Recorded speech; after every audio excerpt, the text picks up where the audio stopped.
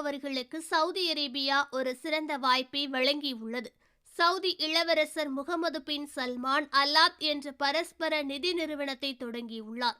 இதில் சுமார் 39,000 நேரடி வேலைவாய்ப்புகள் உருவாக்கப்படும் என்றும் 2030க்குள் சவுதி அரேபியா நேரடி எண்ணெய் அல்லாத மொத்த உள்நாட்டு உற்பத்தியை 9.3 பில்லியன் அமெரிக்கா டாலர்களை அடைய இலக்கு வைத்துள்ளது.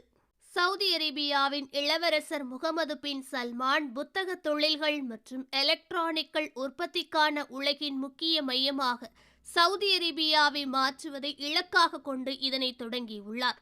நாட்டின் வீட்டு உபயோகப் பொருட்கள், ஸ்மார்ட் எலக்ட்ரானிக் சாதனங்கள் மற்றும் உள்கட்டமைப்பு ஆகிய பிரிவுகளில் முபலாய வணிக அலகுகளை பிராந்தியமாக்க முடிவு செய்துள்ளது. இது உலக சந்தையை திருப்திப்படுத்தும் வகையில் சவுதி உலகிற்கு பங்களிக்கும் என்றும் கூறியுள்ளது.